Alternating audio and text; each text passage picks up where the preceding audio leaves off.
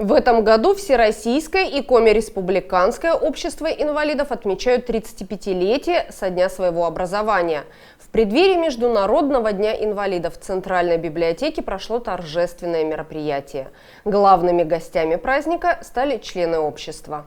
В нашем городе общество инвалидов было создано на несколько лет позже. Сейчас оно насчитывает порядка 70 человек, среди которых есть и те, кто стоял у истоков организации и находится здесь с самого первого дня. Мы в обществе состоим с 90-го года. У меня инвалид-ребенок Александр. Он присутствует здесь. Постоянно, везде и всюду. Мы пришли из-за того, что сначала в моем обществе стоял муж, как инвалид. Потом я стала инвалидом, и мы просто пришли вместе в общество. Муж уже умер, супруг первый. Я вот сейчас замужем второй. Вот. Поэтому у нас так получилось, что мы, считай, с дня основания. Немножко опоздали на 6 лет, но ничего.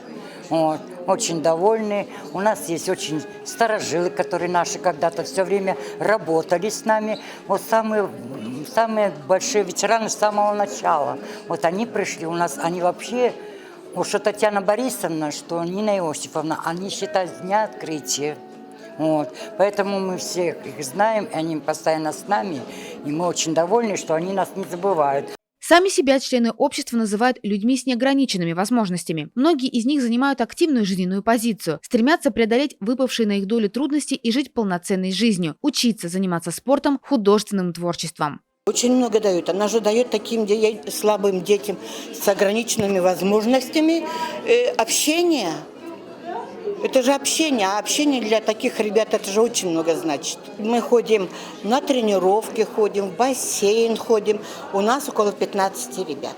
Гостями праздника стали члены Интийского общества инвалидов и его сторонники, руководство округа и представители депутатского корпуса, социальных организаций. Рад приветствовать всех сегодня в этом зале.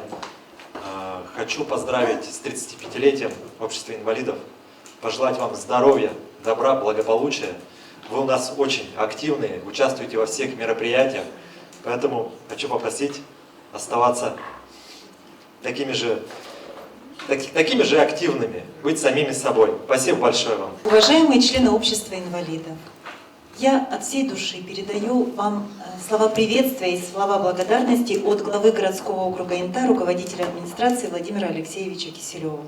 Крепкого вам здоровья. Вы у нас всегда молодцы, всегда очень дружные, всегда очень активные. Мы видим вас на всех мероприятиях. Так держать. Я вам говорю большое-большое спасибо за сотрудничество с вашей организацией, да?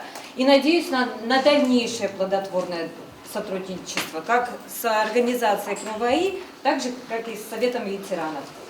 Хочу вас немножко порадовать, да? У нас в следующем году появятся 2 машины.